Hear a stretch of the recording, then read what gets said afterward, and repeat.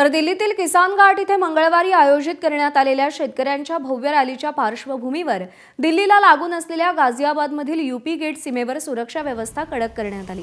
दिल्लीकडे येणारा मोर्चा आणि शेतकऱ्यांची रॅली लक्षात घेऊन पोलिसांनी बॅरिकेड्स लावून गाझियाबाद दिल्ली यूपी गेट सीमेवरची सुरक्षा अधिक बळकट केली आहे।